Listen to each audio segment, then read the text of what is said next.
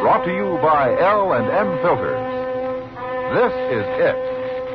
L&M is best. Stands out from all the rest.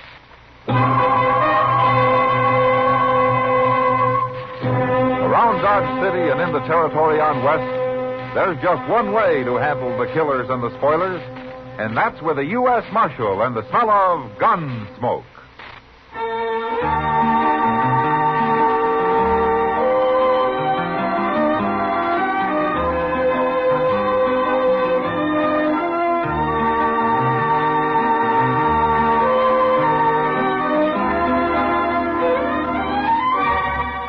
Gunsmoke, starring William Conrad. The transcribed story of the violence that moved west with young America.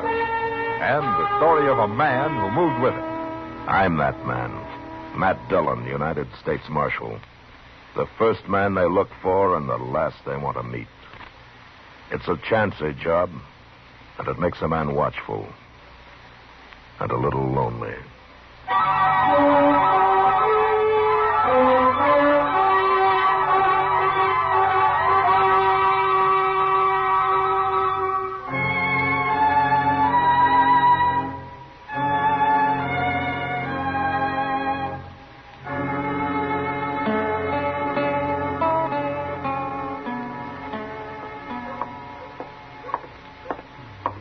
Shucks. Doggone the luck.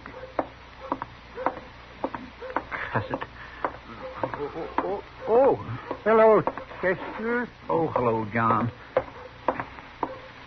Doggone the luck, anyway.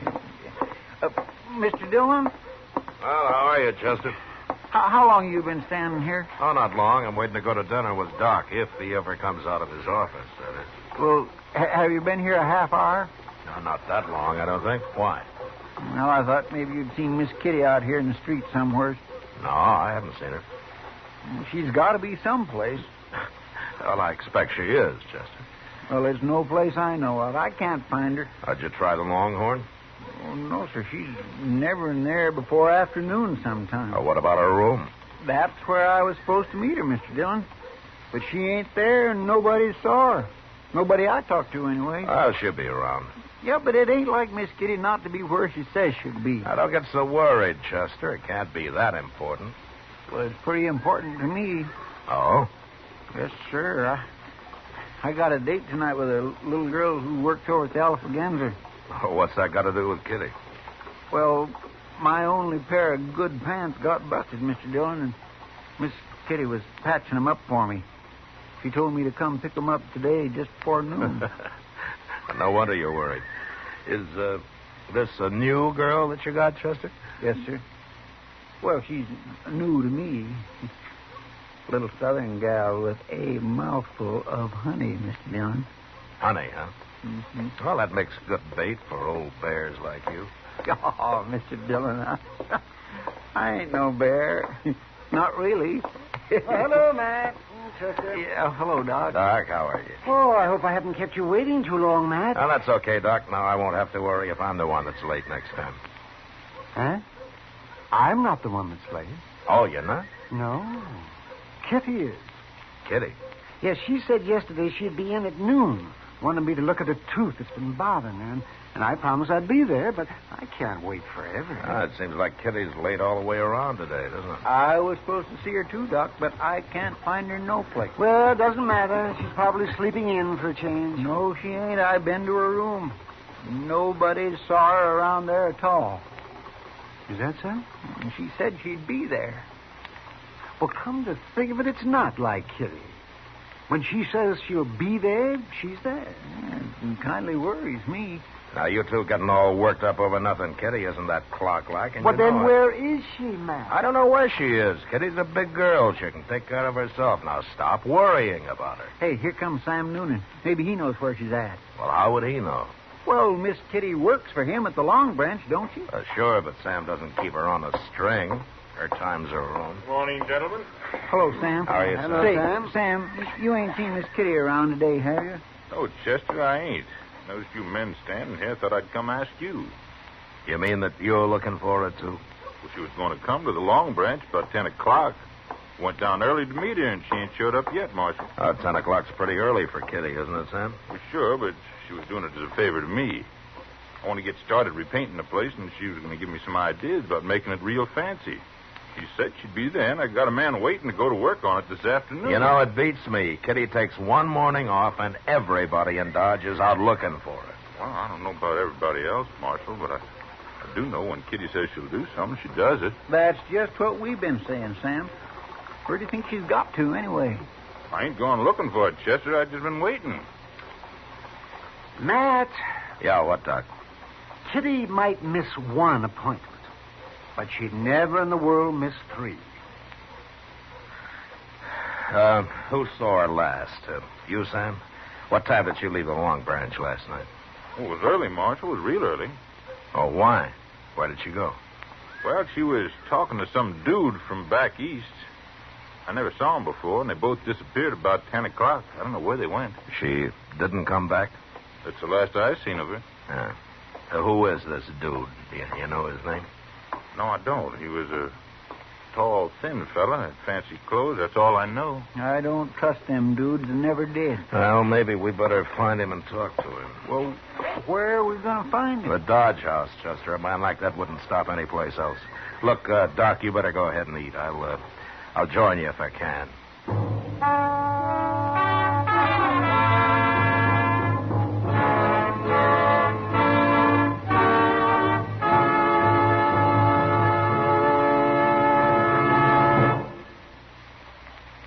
We hope you're having a wonderful Christmas, that the holly and mistletoe look brighter than ever, that you're enjoying your gifts and the fun that goes with them. While you're relaxing with your holiday thoughts, I'd like to suggest one more touch that's perfect for times like this. Light up an L&M. If you're a filter tip smoker, L&M is best. Stands out from all the rest. Stands out for flavor, for effective filtration, for highest quality tobaccos. It adds up to the greatest pleasure in filter tip smoking. L&M's got everything. This is it, L&M filters, this is it. Light and mild. It's the best, L&M filters, highest quality filter tip. This is it. L&M filters, L&M filters with the miracle tip. King size or regular, L&M is best. Stands out from all the rest.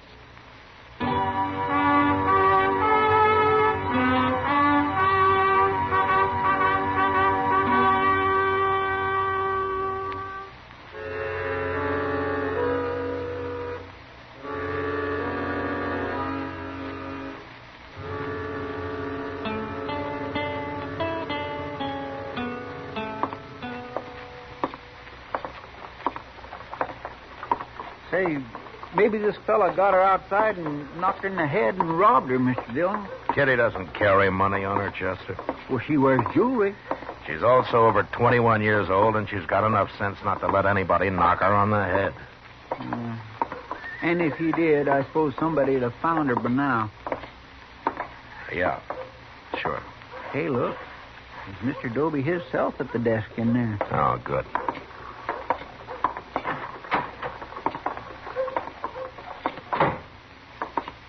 Well, hello, Marshal. Chester. Oh, Mr. Dobie. Are you, Dobie? Now, don't tell me the Dodge House has taken in another gunman. You're going to shoot the place up again. Well, it wouldn't happen so often if you'd make your guests check their guns, Dobie. Kind of people come in here to take the army to do that. That's a poor rule anyway. A man can always hide a gun. Or a knife. It's not that kind of a man I'm looking for this time, Dobie. It's an Easterner, some dude.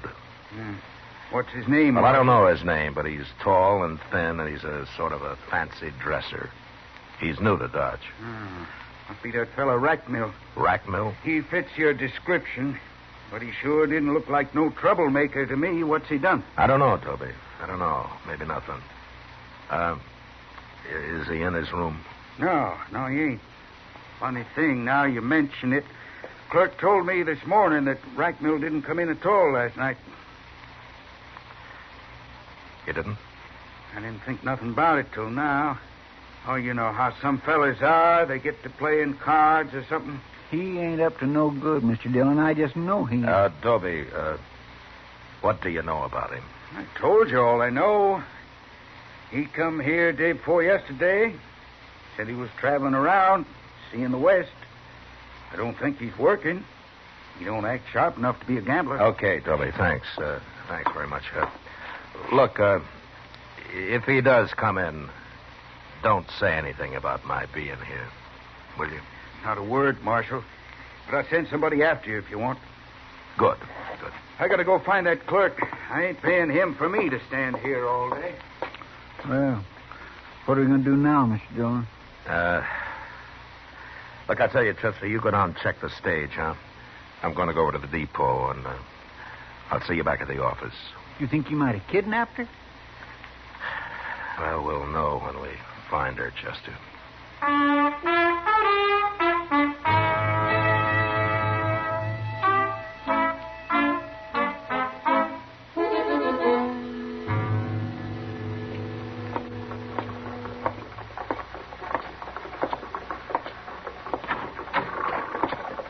Find anything, Chester?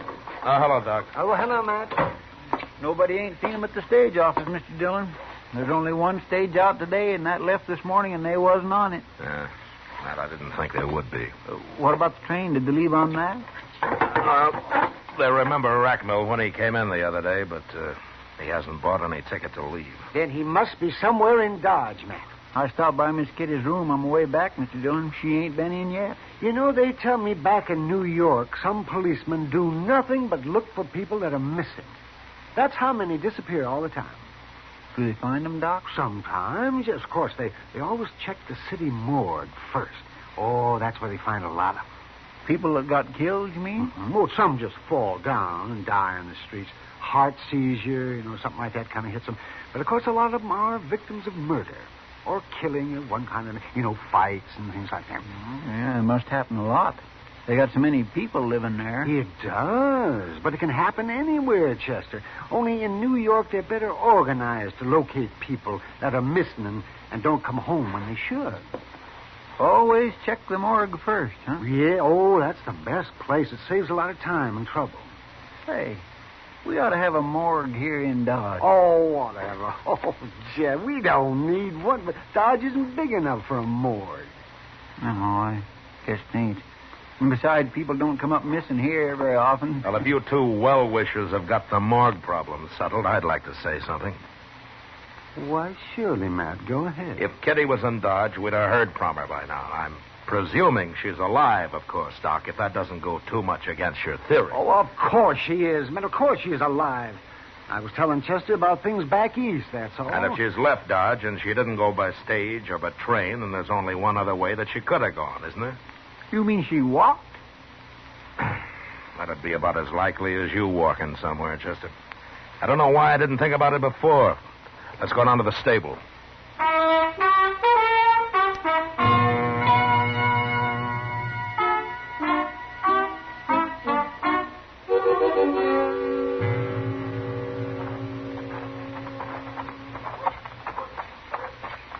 I don't know why I didn't think about them going horseback either, Mr. Dillon. I guess maybe it's because they say that fellow Rackmill's a dude. Horses don't seem his style. We don't know that much about him, Chester. What if he went alone? What if he didn't take Miss Kitty with him after all? Well, he can go anywhere he wants to. Alone.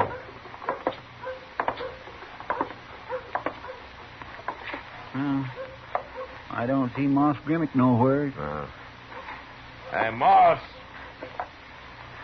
Moss Grimmick. Hey. Here now. Who's doing all that hollering? He's laying in that stall over there, Mr. Dillon. He's been sleeping. Yeah. Oh, it's you, Marshal. Chester, you woke me up. I'm sorry to bother you, Moss, but I got to talk to you. Trouble, Marshal? Well, I don't know. But if there is, maybe you can help me. Always willing to help, Marshal. Tell me, have you rented out any horses lately, Moss? Last night or today? No, I haven't. Business has been mighty slow all week, Marshal. No, you haven't. You sure? Well, you mean saddle horses, don't you? Yeah, sure. I thought so. No man's gonna make a getaway in a buggy, is he? In a buggy? What, do you rent buggies? Not often, but I did last night. By golly, I'm glad you reminded me. He ain't brought it back yet. That fellow still got my buggy, Marshal. Who was it, Moss? Oh, some stranger I never saw him before. Was he an Easterner? He ain't from around here, not in them clothes. Did he, have anybody with him? Yeah, he had a girl. She waited outside for him. I didn't pay no attention to her. It was a good moon last night, and they was going for a little drive. But I want my horse and buggy back, Marshal. You think they went and stole it? Tell me, Moss, did he say where they were going? He said something about Indian Spring. Asked me how far it was. I told him 20 miles. He figured that was too far, but said maybe they'd drive down to Hartway. What'll I do, Marshal? Oh, what time was it when they took the buggy? 10 o'clock, maybe? No, there's nothing down toward Indian Spring I know of, Mr. Dillon. There's hardly even any ranches down there. They must have run into trouble of some kind. Maybe that's it, Marshal. I'll tell you. I didn't bother to mention it since they wasn't going far, but one of the iron rims is off the left wheel on that buggy. Could be they hit a rock and the wheel busted. Yeah, maybe. But it doesn't take all night and half a day to walk 20 miles. But don't worry about your buggy, Moss. We'll find it.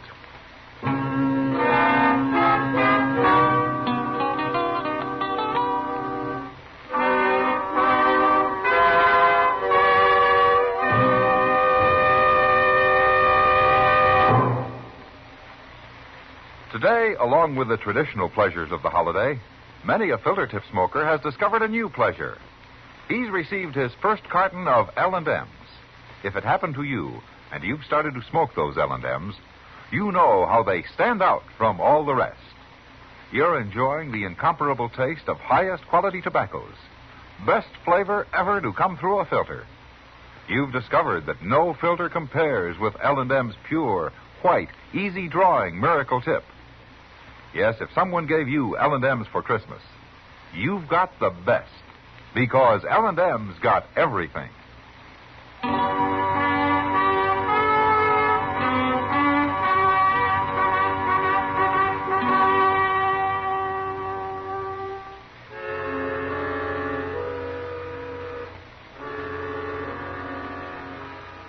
There was no trail going to Indian Spring, so all we could do was start out in the general direction and then ride back and forth across the prairie till we found the buggy tracks.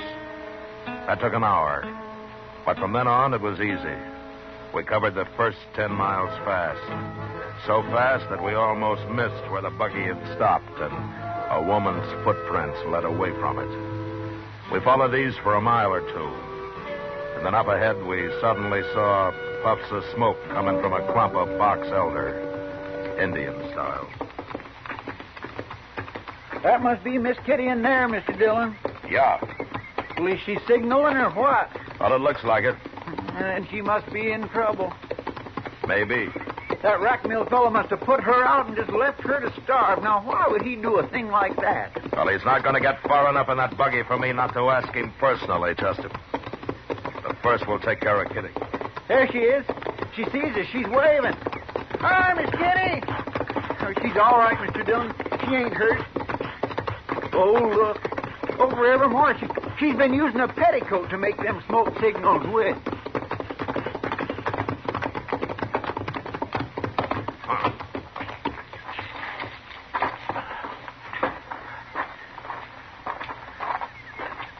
See my smoke signal? How you found me? No, we tracked you, Miss Kitty. Sure is good to see you. What's the matter with your ankle, Kitty? Oh, well, I turned it. It's not that swollen. How'd you know? Well, I could tell by your tracks back there that you were favoring it. I never noticed that. Well, that's why I had to stop walking, Matt. I knew it'd get worse and I'd never make dodge on it. I figured I was better off here than out in the prairie where I couldn't even build a fire. Well, that was smart of you, Kitty. Look, you can ride on one of our horses back, and we'll go double, huh? In this skirt? Oh. Well, one of us can wait here with you while the other one goes and fetches a buggy, okay? No, that'd take too long. I'll make it. I can ride side saddle if we don't go too fast. Okay. You must be hungry. Oh, You know, we didn't think to bring anything to eat. I'm starved. At least I've had water. There's a tiny little spring under that rock over there. Yeah. You're lucky you had matches, too. I wish I'd had a gun. It's alive with rabbits around here. Well, you could have trapped some if you'd stayed here long enough. I'll show you how someday. Thanks. But I hope I never need to know how. Oh, Chester, will you go get our hat and stuff and then throw some sand on that fire? All right, sir.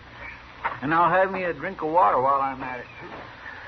Then we'll get started for Dodge, Kitty. Yeah, the sooner we get there, the sooner you can eat. A side of beef and a sack of potatoes would make a good start. And I come to think of it, I missed dinner myself. I'll join you. I'm sorry I'm so much trouble, Matt. Ah. As long as you're safe. You know, you had everybody worried. Me and Chester and Doc, Sam Noonan. I know. I've been thinking about it. Matt? Yeah. Well, I turned up missing, so you scout around and finally tracked me down clear out here in the prairie and find me standing around on one foot in a bunch of little trees playing Indian. And you don't even ask me how I got here. I know how you got here. Well, sure, of course. With Jim Rackmill and that fool buggy. Part way, anyhow. But that's not what I mean, man. Well, if he'd been out to kidnap or murder you, I guess you'd have mentioned it before this, wouldn't you? I felt so silly. I feel like a fool telling that. Well, go ahead, say it. It can't be that bad. Rackmill's an Easterner. He's never been out here before, and we got to talking, and he said he'd like to see the prairie in the moonlight. It was my idea we rent a buggy and take a drive for an hour or so. Anything to get out of that smoky saloon for a while. So we did. And he tried to hold your hand. And you got mad. And you slapped him. And you jumped down and you started walking. How'd you know that? I know you, Kitty. You know, sometimes you got a terrible temper. Well, I paid for it this time. Honest, Matt, that's all he did. Tried to hold my hand. I believe it. You know, but you'd have been smarter if you just slapped him and let it go at that. You could have ridden back to Dodge in style. Why'd I have to act like a schoolgirl, Matt? I don't know, Kitty. Some people grow up slow. But I'll tell you one thing. It's a lot better than growing up too fast. Oh, thanks for that anyway, Matt. Hey, look out yonder, Mr. Dillon. Look what's coming. What? It's Rackmill in the buggy. I forgot all about him. Where in the world's he been all this time? Well, looks like we ain't going to have to run him down after all, don't it? Well, he didn't do anything, Chester. He tried to hold my hand. Well, he sure looks wild now. Now, listen, you two. You stay out of this. Leave Rackmill to me. I'll handle him. Come on, Chester. Let's ease up those saddles, huh?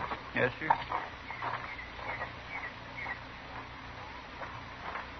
Miss Kitty. Miss Kitty, are you all right? Am I all right? I've been going crazy trying to find you. It was dark, and you disappeared so fast, and then I finally saw the smoke a while ago. You did, huh? How'd you know that smoke wasn't Indian? Well, I didn't know. In fact, I thought it must be. I had to make sure, Miss Kitty. Well, dude, you're a pretty brave man, Mr. Rackmill. Oh, I knew it wasn't Indians as soon as I saw them. Have they been bothering you, Miss Kitty? What? Come on, Miss Kitty. Get in the buggy. Aren't you forgetting I got out of that buggy once? We'll talk about it later. Take my arm. Take it. Well, I'll say one thing, Mr. Rackmill. You're sure right about going crazy. Please, Miss Kitty. No.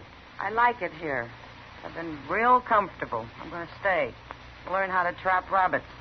I may decide to live here, Mr. Rackmill. No, you don't understand. Miss Kitty, we're all alone, way out in the prairie. I don't like the looks of those men. I've got to get you out of here. You've got to get me out of here. You. Please be sensible before it's too late. It's already too late. Now, get in your buggy and go on back to Dodge, if you can find it. I can find it, all right. I promise you I can. Come, Miss Kitty. Which way is Dodge? What? Why, it's right back there. You're pointing towards Texas. Well, it doesn't matter. We'll find it. I won't leave you here, Miss Kitty. I don't care how mad you get. Oh, I'm getting mad again, It doesn't matter. I don't blame you for last night. I apologize. I shouldn't have tried to hold your hand. I just lost myself for a moment, that's all. It won't happen again. I promise you. But I am not going to leave you here. Oh, I'm sorry, Mr. Racknell. I've been unfair. I do have a bad temper, you know. Yes, I know. And you're right about those two. They are a pretty tough-looking pair, aren't they? They're coming back. As a matter of fact, they do look more like desperados than lawmen. Lawmen? Mr. Racknell, this is Marshal Dillon of Dodge City, Kansas. Marshal Dillon? And that's Chester Proudfoot. How do you do? Oh. How do you do? It's okay, Racknell. We're not after you. I didn't know that she knew you. I mean, I thought you were strangers. No, we're not strangers. In fact, we rode out here to find Kitty. I've been trying to find her, too. All night and all day, I've been driving around. Now, wait a minute. You men aren't going to make all this my fault. I only did what any lady'd do. Kitty, you do a lot better if you get something to eat. Eat? What are we standing around here for? Matt, will you and Chester ride along with us? Sure we will, Kitty. And Mr. Racknell, when we get to Dodge, maybe you'll have supper with us. That's very kind of you, Miss Kitty. Good. Now, if you'll hold my hand, you can help me into the buggy.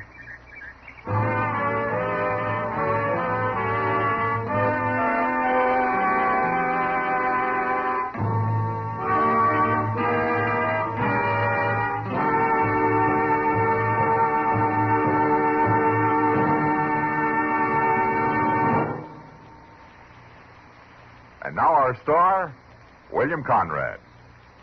Thank you, George. Speaking for all the folks who make and sell Chesterfields as well as L&M filters, Liggett & Myers Tobacco Company, there are 1,300,000 retail dealers and more than 6,000 wholesale distributors. I sincerely hope this is the merriest Christmas ever for you and those close to you.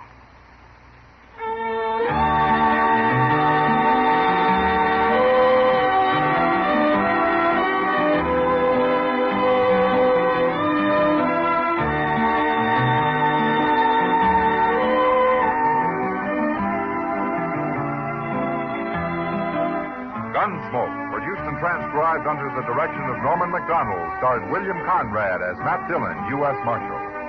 Our story was specially written for Gunsmoke by John Meston, with music composed and conducted by Rex Corey. Sound patterns by Tom Handley and Ray Kemper. Featured in the cast were John Daner, James Nusser, Barney Phillips, and Vic Perrin. Harley Bear is Chester, Howard McNear is Doc, and Georgia Ellis is Kitty. Join us again next week as Matt Dillon, U.S. Marshal, fights to bring law and order out of the wild violence of the West in Gunsmoke.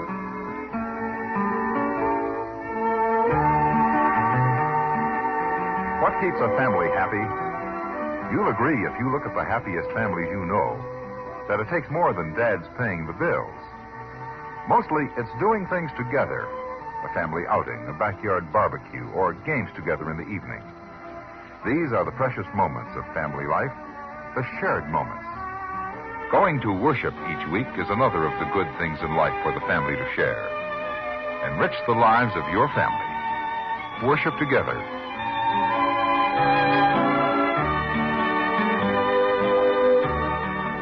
Remember, listen again next week for another story of the Western frontier when Marshal Matt Dillon, Chester Proudfoot, Doc, and Kitty, together with all the other hard-living citizens of Dodge, will be with you once more. It's America growing west in the 1870s. It's drama. It's Gunsmoke. Brought to you by L&M Filters. This is the CBS Radio Network.